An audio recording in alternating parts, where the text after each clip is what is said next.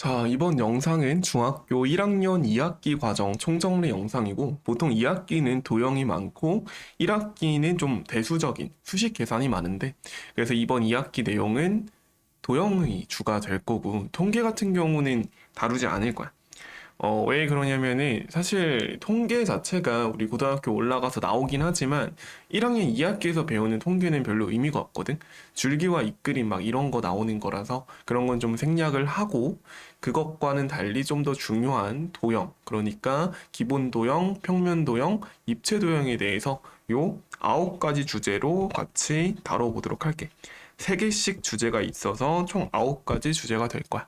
그래서 최대한 빨리 찍어 보도록 할 테니까 집중해서 들어주면 될 것 같아. 자, 일단은 첫 번째 주제, 점선, 면각. 일단 여기서는 정의가 중요하거든. 교점, 교선. 들어봤을 거야. 그러니까 언제 쓰는 거야? 그치? 일단 교점은 보통 이렇게 선분 2개가 있으면 혹은 직선 2개가 있으면 이때 이 둘이 만나는 요 교차점 있지? 요 부분이 뭐가 되는 거야? 교점이 되는 거지. 이 교자가 만날 교자라고 생각하면 돼. 우리 막 일상생활에서 뭐 교각 뭐 이런 단어 쓰기도 하잖아, 그치? 그래서 만날 교자다라고 생각하면 될 것 같고, 그 다음에 이제 교선은 말 그대로 만나서 생긴 선이잖아. 교점은 만나서 생긴 점이었다면 교선은 만나서 생긴 선인 건데, 어떨 때 보통 자주 생기냐면 면 2개가 만났을 때야. 그러니까 예를 들어서 지금 입체 공간을 생각해봐. 이렇게 면이 하나가 있고 그다음 다른 면이 이런 식으로 좀 뚫고 지나가는 형태. 그럼 여기가 뭐겠어? 교선이 생기는 거지. 그래서 보통 교선은 면과 면이 만날 때 생긴다. 그러니까 보통 기하를 공부하게 되면은 교선, 교점 많이 보게 될 거야. 그다음 두 번째로 직선, 반직선, 선분. 이제 요거는 정의만 그냥 단순히 알고 가자. 직선이라는 거는 양 끝으로 뻗어나가는 거야. 그러니까 예를 들어서 점 A, 점 B가 있다라고 쳐볼게. 이때 A, B를 이렇게 뚫고 지나가면 직선이야. 기호로는 이게 완전히 뚫고 지나가잖아. 양 끝으로. 그래서 화살표를 2군데 다 붙여. 반면에 반직선 같은 경우에는 한쪽으로만 뚫고 지나가는 거겠지. 왜냐면은 절반 직선인 거니까. 한쪽은 이렇게 막혀 있고 한쪽은 뚫고 지나가는 거야. 그래서 뚫고 지나간 쪽으로 화살표 방향을 해주면 돼. 그러면은 이 화살표가 반대인 경우도 있겠지.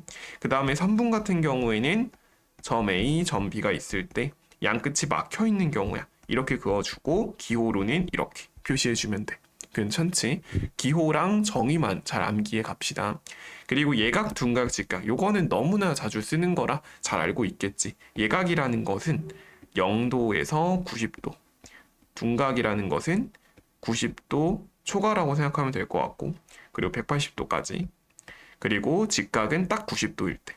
근데 여기 생각 잘해야 되는 게, 이제 내가 이렇게 물결로 표시한 것은 양 끝이 포함 안 된다는 거야. 그러니까 0도는 예각이 아니야, 얘들아. 180도도 둔각이 아니고. 그러니까 예를 들어서 0도라고 하면은 이거는 일단 예각이라고 말할 수 없고, 이제 뭐 40도, 뭐 50도, 뭐 10도 이런 애들은 예각이 되겠지. 0도보다 크고 90도보다 작은 거니까.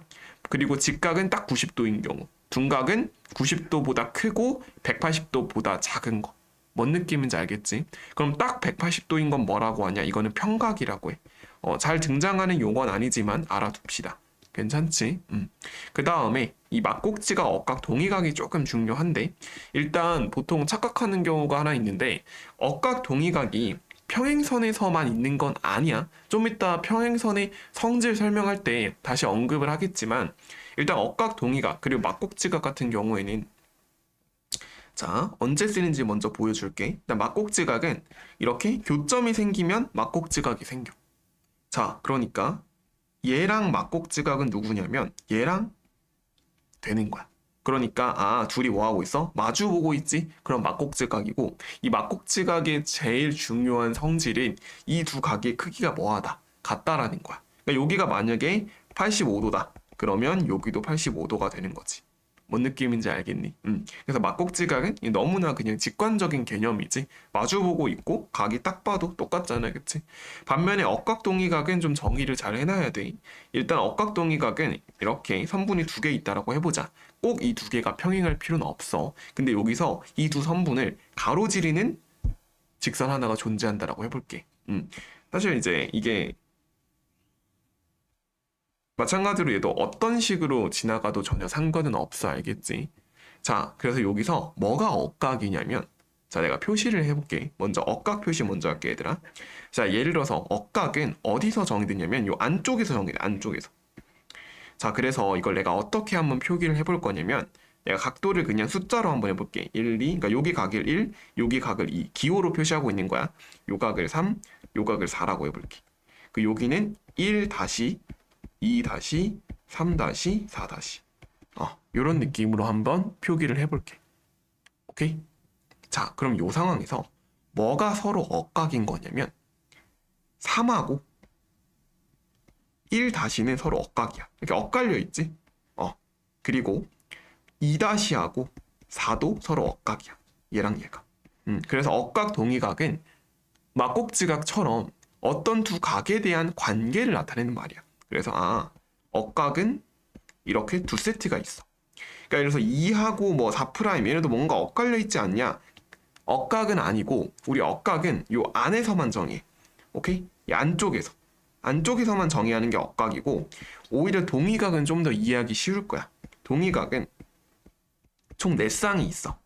1하고 1 다시, 2하고 2 다시, 3하고 3 다시, 4하고 4 다시. 얘네들이 서로 동의각이야. 위치가 똑같지? 혹시나 좌표 평면을 우리 1학년 1학기 과정에서 배웠던 친구들은 약간 사분면처럼 생각해도 좋아. 1사분면, 1사분면, 2사분면, 2사분면, 3사분면, 3사분면, 4사분면, 4사분면. 즉, 이 교점 두 개가 각각 원점이 되는 거지. 어쨌든 이런 식으로 숫자가 동일한 애들이 서로 동의각이라고 할 거야. 자, 그래서 하나만 더 연습해보면 얘랑 동의각이 어디겠어? 그러면 얘가 되는 거지. 그리고 얘랑 억각은 누구겠어? 얘가 되는 거야. 이런 식으로 설명할 수 있으면 됩니다. 막곡지각, 억각, 동의각. 자, 방금 배운 이 동의각, 억각을 평행선이랑 연결 지으면 엄청 독특한 성질이 하나 생겨. 그러니까 앞에서는 봐봐. 여기서 요 1하고 1-가 같은 각도는 아니라고. 왜냐면은 평행하지 않아서 이게 같을 이유가 없거든. 그러니까 반대로 말하면 평행할 때는 동의각하고 억각이 같아져. 그래서 이렇게 평행선이 있다라고 치면 보통 평행선은 이런 식으로 화살표로 표기를 많이 해줘. 평행한다는 의미로서. 자, 여기서 내가 선을 아무렇게나 이렇게 한번 그어볼게. 자, 그러면 얘랑 동의각이 어디라고? 그렇지. 얘가 된다고. 근데 이 둘은 뭐하다? 서로 각도가 같은 거야. 왜? 평행하니까. 그래서 내가 만약에 여기를 x라고 두잖아? 그럼 여기도 각도가 x가 돼. 그리고 얘도 x야. 얘가 x인 이유는 두 가지로 설명할 수 있지. 여기랑 막곡지각이니까. 혹은 얘랑 억각이니까. 억각도 평행할 때는 각도가 똑같거든. 그리고 그럼 내가 여기를 y라고 한번 해볼게. 그럼 어디도 y야? 억각 y. 그리고 막곡지각 y. 그리고 여기도 막곡지각 y. 그리고 여기도 x. 그러면 이렇게 평행할 때는 각도가 두 종류밖에 없구나. x, x, x, x. 그리고 y, y, y, y. 잘 기억해두면 좋을 것 같아. 그래서 이런 평행선이 좀 활용되는 문제가 두 종류 대표적으로 있는데 첫 번째로는 중간에 꺾인 직선일 때, 두 번째로는 이렇게 이런 식으로 접혀져 있는 그림 몇 번 봤을 텐데 이런 두 가지 유형에 대해서 평행선에 동의각하고 억각이 같다라는 성질을 이용해서 상황을 해석할 수가 있는데 자, 어떻게 해석을 하는 거냐면 일단 첫 번째 활용 1, 이렇게 꺾여 있는 경우에는 일단 여기가 평행하다는 게 문제에 나와 있을 거야. 이럴 때 우리가 여기 꺾여 있는 부분을 지나도록 평행선 하나 더 그어줘. 그럼 우리가 내가 이 각을 x라고 하면 마찬가지로 막곡지각 x, 억각 x 혹은 뭐 여기서 바로 동의각으로 똑같겠지. 그리고 나면은 우리가 여기를 y라고 했을 때도 y, y 이런 식으로 표시할 수가 있거든. 이렇게 표시를 하다 보면은 답이 나올 거야. 그래서 핵심은 뭐냐면 평행선을 하나 더 그어서 동의각, 억각 세트를 찾아주는 거지. 그 다음에 이런 식으로 종이접기 되어 있는 경우에는 봐봐. 종이를 접었다라는 건 당연히 이거는 직관적으로 이해해야 돼. 요각하고 요각이 어떻게 써? 지금 이건 동의가 억각에 대한 얘기가 아니고 접었잖아. 그러니까 지금 요 모양하고 똑같겠지. 정확히 접어 올린 거니까. 그럼 내가 요 각도를 x라고 하면 여기도 x겠지. 근데 여기서 우리 이게 직사각형이란 말이야. 종이 접기니까. 오케이? 직사각형 종이를 접은 상황인데 그러면 평행할 거지. 윗변하고 아랫변. 이 상황에서 얘를 관통하는 직선으로 봤을 때 여기도 x가 될 거야. 왜? 여기가 억각이니까. 그러면은 그럼 뭐가 보여? 그렇지. 이등변 삼각형이 하나 보이지 않아? 왜? 밑각이 똑같으니까. 요런 거는 좀 알고 있으면 좋을 것 같아. 자, 그 다음에 이번에는 삼각형의 합동에 대해서 알아볼 건데 일단 합동이 뭔지 알아야겠지? 합동은 이렇게 이해하면 쉬워. 포개했을 때 완전히 포개지는 거. 혹은 완전히 겹쳐지는 것. 그러한 두 도형에 대해서 우리는 두 도형이 합동이구나 라고 설명할 거야. 알겠지? 근데 우리는 삼각형의 합동에 대해서 좀 집중을 할 건데 자, 삼각형의 합동이라는 건 말 그대로 두 삼각형이 존재하는데 내가 옮겼어. 그랬더니 완전히 모양하고 크기가 똑같아서 겹쳐지는 거야. 그러면 그때 우리는 이 두 삼각형이 합동이다 라고 할 건데 이 삼각형 합동이 총 세 종류가 있어. 첫 번째로는 세 변이 같은 경우, 두 번째로는 두 변이 같고 끼인 각이 같은 경우, 세 번째로는 양끝각이 같고 한 변의 길이가 같은 경우. 이때 여기서 이런 의문이 들 수도 있어. 아니, AAA 이런 것도 있는 거 아닌가요? 라고 할 수 있는데 일단은 요 세 가지 설명하기 이전에 이게 왜 안 되는지부터 납득을 하면은 요 세 가지는 좀 자연스럽게 이해가 될 거거든. 자, 만약에 요 AAA, 그러니까 A가 의미하는 건 각이고 S가 의미하는 건 변인데 만약에 어떤 두 삼각형이 각도가 모두 같다. 예를 들어서 여기가 뭐 30, 30, 나머지도 뭐 두 각도가 같다라고 해볼게. 근데 잘 생각해보면 삼각형은 각도 3개만 주어져 있을 경우에 내가 얘를 확대해도 괜찮지 않아? 정확하게 일정 비율로 확대하면 각도는 유지가 될 거고 그렇다면은 세 각도의 크기만 같다고 해서 두 삼각형이 겹쳤을 때 완전히 포개진다고 할 수는 없겠지. 그러므로 각도가 3개 같은 거는 뭐야? 합동이라고 주장할 수 없어. 그러므로 우리가 수학에서 삼각형이 합동인 경우는 요 세 가지 세 변의 길이가 모두 같거나 그러니까 직관적으로 납득되지. 어떤 두 삼각형이 있는데 세 변의 길이가 모두 같아. 그러면은 두 삼각형이 완전히 똑같은 삼각형이겠구나, 합동이겠구나 라고 주장할 수 있는 거지. 그리고 SAS는 두 변, 그러니까 써주면 좋을 것 같아요. 여기서 세 변의 길이 같은 경우 두 변하고 그 끼인 각, 끼인 각인 게 중요해. 끼인 각이 아니라면 합동이 아닐 수 있어. 왜 그런지는 좀 고민해보면 좋을 것 같고 그 다음에 ASA는 마찬가지로 두 각인데 끼인 변 혹은 한 변하고 양끝각으로 많이 표기를 하지. 그래서 한 변의 길이가 똑같고 양끝각의 크기가 같으면 얘도 마찬가지로 합동인 삼각형이 되는 거야. 그래서 여기까지가 합동인데 그냥 이런 종류 자체를 너무 달달 외울 필요 없어. 그러니까 이 용어를 또 고등학교 가서 쓰지는 않기 때문에 그래도 삼각형의 합동 종류 3가지가 있구나 정도는 알아둡시다. 그리고 나서 이번에는 삼각형의 내각과 외각에 대해서 한번 얘기를 해볼 건데 요거는 너무 쉽지, 그치? 삼각형이 하나 있다라고 해볼게. 이때 내가 여기서 이 각을 X, 이 각을 Y, 이 각을 Z라고 하면 우리는 너무나 잘 알고 있지? 초등학교 때부터 배웠던 거니까 세 각의 합은 180도인 걸 알고 있어. 그러므로 만약에 우리가 문제에서 두 각이 주어져 있다라고 하면 나머지 한 각은 당연히 구할 수가 있는 거지. 근데 보통 이제 애들이 도형을 잘 못 푸는 경우는 이렇게 분명히 문제에서 두 각을 줬음에도 불구하고 나머지 한 각을 머리로만 알고 손으로 표기를 안 해. 그게 좀 문제거든. 그러니까 우리가 도형을 다룰 때는 알고 있는 거지라 하더라도 머릿속으로만 생각하지 말고 꼭 손으로 표기해 두는 습관을 기릅시다. 알겠지? 그리고 나면은 좀 다른 것도 잘 보이거든. 그러니까 내각은 요 정도만 언급하면 될 것 같고 사실 내각보다 중요한 건 외각인데 이제 외각에 대해서 많이 까먹더라고. 일단 외각이 뭐냐?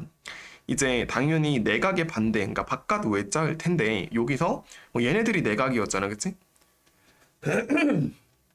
뭐 요 상황에서 뭐가 외곽이냐면, 자, 연장선을 하나 그어볼게. 그러니까 이렇게 연장선을 긋던, 이렇게 연장선을 긋던, 그건 큰 상관은 없어. 그래서 뭐 이렇게 연장선을 그었다라고 해볼게. 이렇게 연장선 긋고 나면 어디가 외곽이냐면, 얘는 내각이지. 여기는 내각. 여기가 외곽이 되는 거야. 뭐 느낌인지 알겠지? 그러면 제일 큰 특징은 뭘까? 내각이 만약에 70도라면 외곽은 110도. 즉, 둘의 합은 몇 도다? 180도다. 그러면 뭔가 얘랑 느낌이 비슷하지 않아? 자, 그래서 진짜 중요한 거. 나중에 도형 문제, 삼각형을 다룰 때 필수적으로 쓰이는 것 중 하나가 뭐냐면 이런 걸 진짜 생각보다 많이 쓰거든? 자, 내가 X, Y, Z라고 했지? 자, 요거를 혹시 Y랑 Z로 표현할 수 있겠니? 이거 두 가지 내용을 이용하면은 여기를 Y랑 Z로 표현할 수 있어야 돼. 사실 그게 핵심이기도 하고. 뭔지 알겠어? 그렇지. 요각은 그냥 y 더하기 z가 돼. 왜 그런가요? 라고 한다면 일단 x 더하기 y 더하기 z 180도 맞지? 그리고 여기도 이거 둘 합이 평각 180도니까 x 더하기 y 더하기 z 딱 180도 성립하네. 그러므로 이제 문제에서 어떻게 많이 활용을 하냐면 여기가 20도고 여기가 30도래. 그럼 여기는 그냥 50도가 되는 거야. 왜? 이거 둘이 더해서 반대쪽 외곽이 되는 거니까. 괜찮죠? 물론 이거 비율이 좀 안 맞긴 한데 그냥 감안해서 들어주면 될 것 같고, 그리고 이제 외곽은 비단 여기만 외곽인 건 아니고 이제 여기 이렇게 그어서 여기도 외곽, 이렇게 그어서 여기도 외곽이 되는 거야. 괜찮죠? 자, 이번에는 삼각형 말고 다각형에 대해서 한번 다뤄볼 거야. 그러니까 사각형, 오각형, 육각형 이런 것들. 그래서 이거는 조금 공식인데 한번 잘 생각해봐. 이거를 좀 귀납적으로 설명을 해볼게. 귀납적이라는 말은 작은 거부터 차근차근 계단식으로 올라가면서 꼭대기에 도달해서 일반적인 공식을 이끌어내는 수학적 방식을 얘기하는 거야. 자, 무슨 얘기냐면 우리 삼각형은 몇 도라고? 180도지. 사각형은 360도지. 근데 왜 사각형은 360도야? 그러니까 삼각형은 뭐 이제 우리가 이 각도를 모아서 붙이면은 뭐 평각이 된다라고 뭐 암기를 했지만 사각형은 이제 우리 삼각형에서 증명을 하거든. 무슨 얘기야? 내가 사각형을 삼각형 두 개로 쪼갰을 때 그러면 180도, 180도 두 개 더하면 360도다 이렇게 설명을 하지. 그리고 오각형도 비슷해. 오각형은 이렇게 하면 삼각형 몇 개 생겨? 하나, 둘, 세 개 생긴다. 그치? 그럼 180도가 세 개 있는 거니까 540도가 되겠네. 그러면 삼각형은 180도, 사각형은 360도, 오각형은 540도면 땡땡땡 쭉 가서 N각형은 합이 몇 도일까라는 질문에 대답할 수 있겠어. 자, 힌트를 주면 180도 곱하기 얼마 해주면 될 거야. 봐봐. 삼각형은 180도에다 1 곱한 거고요. 사각형은 180도에다가 2 곱한 거고, 오각형은 180도에다 3 곱한 거야. 삼각형은 1을 곱하고, 사각형은 2를 곱하고, 오각형은 3을 곱한 거면, 지금 N각형은 N에서 2를 뺀 것만큼 곱하면 되겠다. 왜? 3 빼기 2는 1, 4 빼기 2는 2, 5 빼기 2는 3이니까 귀납적으로 추론을 한 거지. 괜찮나? 그래서 예를 들어 십각형이다 라고 한다면 180도 곱하기 8이 내각의 합이 되는 겁니다. 괜찮지? 이때 정N각형도 당연히 합은 똑같겠지만 그럼 정N각형의 한 각을 생각해보자. 일단 정N각형이라는 건 모든 각도와 모든 변의 길이가 똑같은 다각형을 의미하는 거고, 그럼 정N각형의 한 각은 뭐야? 일단 정N각형의 내각의 합이 이렇게 되고 그거를 각의 개수 n으로 나눠주면 한 각의 크기가 나오겠지. 이런 식으로 계산해주면 됩니다. 이제 다각형의 외곽은 좀 독특한데 이건 그냥 암기해놓자. 모든 다각형의 외곽의 합은 360도야. 알겠지? 이건 그냥 암기를 해두자. 혹시 증명하고 싶은 친구들이 있으면 삼각형으로 한번 생각해보면 좀 쉬운데, 삼각형의 외곽은 이렇게 해서 뭐 하나, 둘, 셋, 뭐 이렇게 세 개 표시할 수 있겠지. 물론 이건 좀 뭐 이렇게 그어야 원래 맞는데 어쨌든 이렇게 세 개로 표시했을 때 이 세 개를 더하면 360도가 된다라는 거야. 요거 한번 왜 그럴지 생각을 해보고, 그렇다면 정다각형의 한 외곽은 쉽지? 정N각형이라고 했을 때 360도를 n으로 나누면 뭐야 이게? 정N각형의 한 외곽이 되는 거지. 한 외곽. 그러니까 위에는 한 내각인 거고 얘는 한 내각. 그리고 어떤 다각형이든 즉 뭐 백각형이든 청각형이든 n각형의 외곽의 합은 항상 몇 도다? 항상 360도다. 요게 엄청 독특한 성질 중 하나가 되겠지. 자, 그 다음 넘어가서 이번에는 원과 부채꼴에 대해서 한번 다뤄볼 거야. 일단은 원, 부채꼴, 호, 현, 중심각이 뭐를 뜻하는지를 알아야겠지. 근데 원은 뭔지 잘 알 거고 이게 원이지. 중심에서 떨어진 거리가 같은 점들의 집합. 그리고 여기서 부채꼴은 그럼 뭐냐? 말 그대로 부채처럼 생겼다 해서 부채꼴인데 자, 어떻게 하면 부채꼴이 생겨? 그렇지. 이런 식으로 하면 지금 이 모양이 뭐야, 맞지? 부채처럼 생겼잖아. 그래서 부채꼴이라고 할 거고 이때 그럼 호가 뭐냐? 지금 여기 곡선이지, 곡선. 요 곡선을 호라고 할 거야. 아, 요게 호구나. 현은 뭐냐면 요 부채꼴에서 이렇게 선분을 그어줘. 요게 현이 돼. 그리고 중심각은 뭐냐? 지금 요 부채꼴을 이루는 각도 있지, 여기 요 가운데 있는 거, 요게 중심각이 돼. 요런 식으로 이해해주면 됩니다. 요게 용어 정리였고 이제 중요한 거 첫 번째는 중심각의 크기에 비례하는 걸 알고 있어야 돼. 첫 번째는 뭐냐면 호의 길이. 그다음 두 번째로는 뭐야? 그렇지. 부채꼴의 넓이. 그래서 이걸 이용해서 우리가 공식을 이끌어낼 건데 자, 일단 그리고 세 번째로는 현의 길이 라고 하면 틀려야겠지. 요건 아니야. 그러니까 가끔 착각하는 것 중 하나가 아, 중심각이 예를 들어서 2배가 되면 호의 길이 부채꼴 넓이가 2배가 되니까 현의 길이도 2배가 되겠다라고 착각을 많이 하는데 그렇지 않습니다. 알겠지? 그런 거 주의해줘야 되고 자, 그럼 이게 어떻게 비례한다라는 거냐 그거를 좀 설명을 해보면은 자, 예를 들어서 한번 보여줄게. 그러니까 이렇게 원이 있어. 이 원에서 이렇게 해서 하나 30도짜리라고 해볼게. 30도는 안 보이겠지만 그리고 여기 이렇게 해서 얘가 120도라고 한번 해볼게. 자, 근데 여기서 이 호의 길이가 만약에 3cm래? 그럼 여기는 몇 cm일까? 자, 뭐 한다 그랬어? 호의 길이는 비례한다 그랬지. 그러면 30도에서 120도 중심각이 몇 배 됐어? 중심각이 4배 됐지. 그럼 호의 길이도 4배가 돼서 12cm가 되는 거야. 그리고 마찬가지로 여기 넓이가 만약에 뭐 예를 들어서 그냥 4분의 3파이래. 괜찮아? 넓이의 파이를 왜 쓰는지는 좀 이따 여기서 보여줄 거고 이때 부채꼴의 넓이가 만약에 4분의 3파이면 여기도 부채꼴의 넓이도 마찬가지로 중심각하고 비례하기 때문에 중심각이 지금 30도에서 120도 4배가 됐지. 호의 길이처럼 마찬가지로 부채꼴의 넓이도 4배가 돼서 3파이가 될 거야. 괜찮습니까?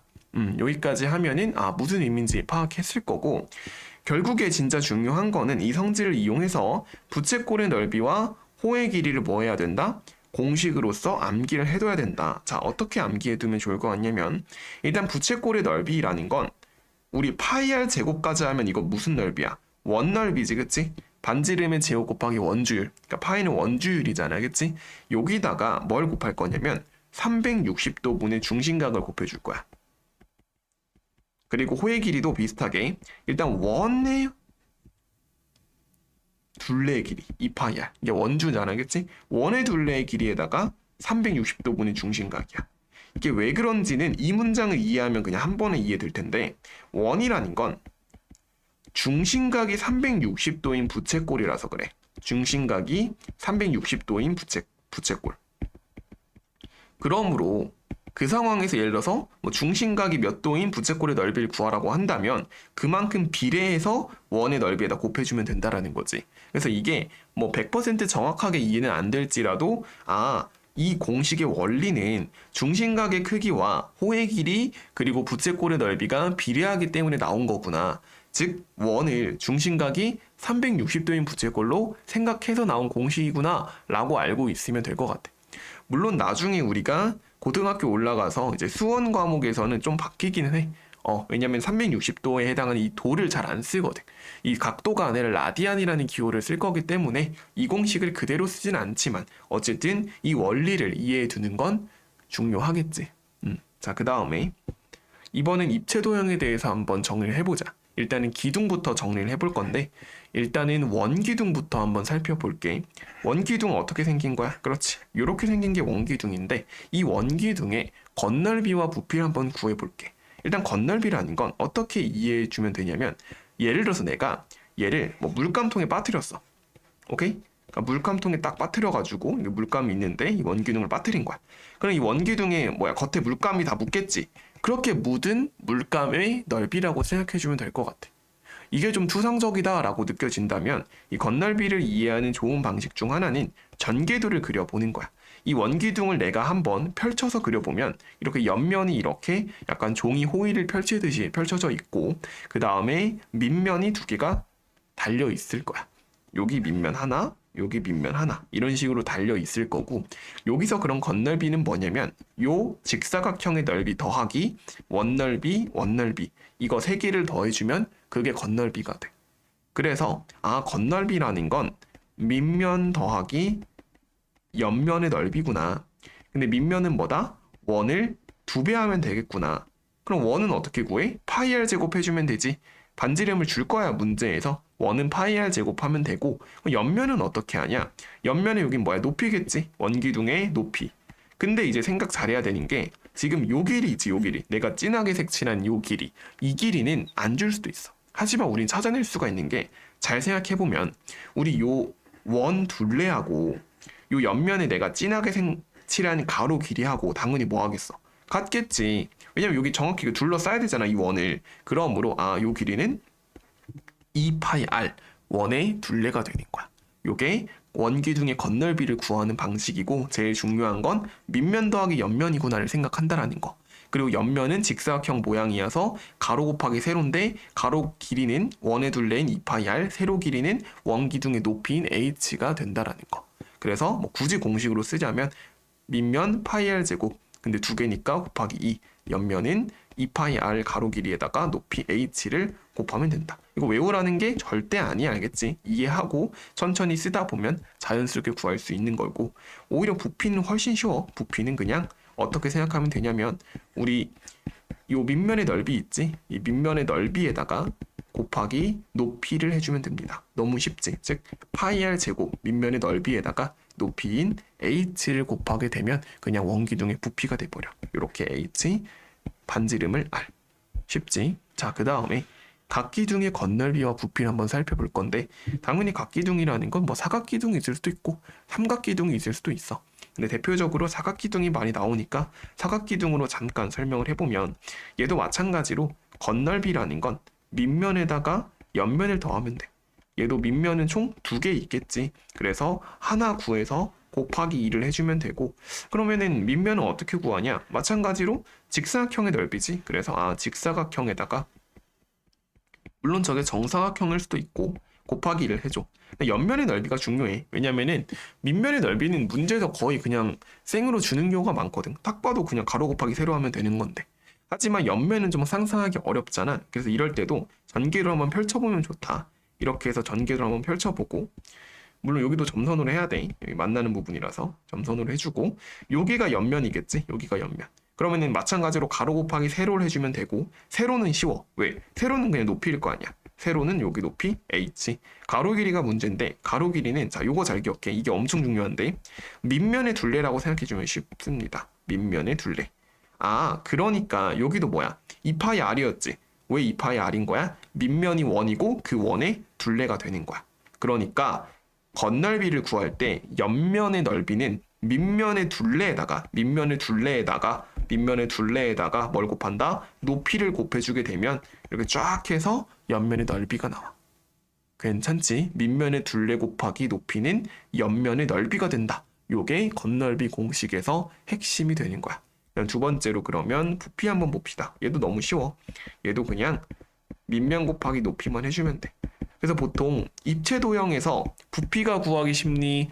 건널비가 구하기 쉽니라고 물어본다면 부피 구하는 게 훨씬 쉬워. 100만 배는 쉽기 때문에 건널비 공식만 잘 생각을 해둡시다. 외우라는 게 아니야. 이해하고 넘어가야 됩니다. 알겠지? 그래서 얘도 밑면은 그냥 직사각형 넓이 구하면 되고 높이는 그냥 h가 되겠지. 자, 넘어갈게. 빨리빨리 하고 있지? 최대한 영상기를 줄이려고 핵심적인 것만 다루고 있으니까 잘 필기하면서 들으면 좋을 것 같아. 자, 그 다음에 뿔의 건널비와 부피를 살펴볼 거야. 마찬가지로 원뿔 먼저 한번 그려보면은 우리 원뿔 이렇게 생겼지? 이렇게 해서 원뿔. 마치 우리가 뭐 생일 파티 할 때 쓰는 고깔 모자처럼 생겼죠. 어쨌든 그런 이 원뿔의 건널비와 부피도 똑같이 앞에서 했던 것처럼 건널비는 전개도를 한번 그려볼게. 전개도가 좀 독특해. 요거는 좀 외워뒀으면 좋겠어. 이런 원뿔의 건널비는 일단은 원이 있겠지. 부채꼴을 그릴 때 요 밑면에 그린 거야. 이렇게 해서 원 하나 그리고 그 다음에 이제 옆면의 전개도가 어떻게 생겼냐면 잘 봐. 이렇게 해서 부채꼴처럼 생겼어. 오케이? 요런 느낌? 그래서 얘가 약간 이렇게 살짝 돌아가면서 여기 이게 옆면이 돼서 이런 원뿔이 완성이 된다라는 거지. 그럼 건널비는 어떻게 구하면 돼? 여기서 원뿔의 건널비는 마찬가지로 일단 밑면에다가 근데 밑면은 뭐야? 그냥 원 하나지. 원 하나 밑면에다가 더하기 옆면인데 옆면이 뭐다? 부채꼴이다. 요게 좀 어렵지. 아, 옆면이 부채꼴이구나. 누구는 원뿔은. 요 정도만 이해하고 있자. 그러면은 부채꼴은 뭐야? 중심각을 구해야겠지. 중심각을 줄 경우가 높아. 그래서 중심각 거기다가 여기 그러면 반지름도 주겠지. 근데 이제 이거는 좀 자세히 다루지는 않을게. 중요한 거 하나만 알고 가자면 마찬가지로 얘도 이 원의 둘레하고 부채꼴의 호의 길이가 정확히 같아야 된다라는 거. 자, 이제 그것보다는, 그러니까 왜냐면 건널비는 잘 안 나와, 고등학교 올라가서. 그것보다는 우리 원뿔의 부피는 그래도 상식적으로 알고 있읍시다. 자, 얘는 뭐냐면 앞에 원기둥하고 비슷해. 앞에 각기둥하고 똑같은데 뭐냐면 밑넓이 곱하기 높이. 여기까지는 원기둥, 각기둥하고 똑같지. 근데 개수가 하나 붙어. 뭐냐면 3분의 1. 그러니까 당연한 얘기가 밑면의 넓이에다 높이 곱하면 그건 그냥 이렇게 해서 원기둥의 부피가 되는 거잖아. 근데 원기둥의 부피보다는 딱 봐도 작지. 얼만큼 작아? 3분의 1만큼 작은 거야. 그래서 원기둥의 부피는 밑넓이인 이 원넓이에다가 높이 h를 곱하고 3분의 1을 곱해주면 된다. 그래서 뭐 이런 공식 본 적 있을 거야. 3분의 1 파이 r 제곱 h 요게 원뿔의 부피가 됩니다. 이제 각뿔도 건널비는 마찬가지로 이렇게 해서 뭐 이런 느낌으로 그려준 다음에 뭐 전개도 그려서 구해주면 되지만 잘 하지 않을게. 알겠지? 그것보다는 뭘 하자? 부피를 잘 구해놓자. 마찬가지야. 얘도 3분의 1 곱해 일단 거기다가 밑넓이는 뭐야? 뭐 삼각기둥이면 아니, 삼각뿔이면 삼각형, 사각뿔이면 사각형이겠지. 그렇게 해서 밑넓이를 구하고 거기에 높이를 곱한 게 각뿔의 부피가 됩니다. 별로 어렵지 않지. 그냥 공식이고. 자, 이제 진짜로 까먹으면 안 되는 마지막 내용. 이거 진짜 금방 끝나. 9의 건널비와 부피인데 일단 9는 뭐 이렇게 생겼지. 이렇게 해서 이렇게. 9 그릴 때 이런 식으로 그려주면 좀 보기 편해. 알겠지? 요 뒤쪽은 점선, 앞쪽은 실선으로. 자, 어쨌든 이런 식으로 9를 그려놓고 요 9의 건널비라는 건 뭐야? 건널비는 자, 그냥 외워놓자. 알겠지? 4파이 r제곱. 이때 r은 뭡니까? 당연히 9의 반지름이 되는 거고 파이는 아까 설명했다시피 원주율이겠지. 그리고 부피는 뭡니까? 라고 한다면 3분의 4파이 r 세제곱이 돼. 이거 세제곱인 거 주의를 해줘. 근데 이거 외우기는 쉬워. 제곱인지 세제곱인지는. 왜 그러냐면 그냥 건 넓이는 넓이잖아. 우리 넓이라고 하면은 기본적으로 가로 곱하기 세로야. 그래서 두 번 곱해지는 거고 부피는 뭐냐면은 가로 곱하기 세로에다 높이까지 곱해야 되잖아. 그러니까 총 3개가 곱해진다라고 생각해도 좋아. 우리 그래서 넓이는 뭐라고 해? 제곱 센티미터가 단위고 부피는 세제곱 센티미터가 단위잖아. 그거라고 생각해도 좋아. 그래서 부피는 r을 3번, 건널비는 r을 2번 곱한다 정도로 이해해두면 되겠습니다. 자, 그래서 여기까지 해서 기본적인 공식, 용어 정리는 끝났고 이렇게 정리한 1학년 2학기에 대한 문제를 좀 풀어보고 싶으면 내가 140문제 만들어둔 학습지가 있거든. 그거 받고 싶은 친구들은 그 내가 1학년 1학기 영상에다가 그 카톡 아이디 올려놨었잖아. 거기로 연락해주면 좋을 것 같아. 그래서 연락해서 이거 이 영상 보고 왔어요 라고 하면은 내가 학습지 바로 보내줄 테니까 그거 받아서 한번 풀어보면 도움 될 거야. 자, 그래서 오늘 강의는 여기까지 할게. 수고했습니다.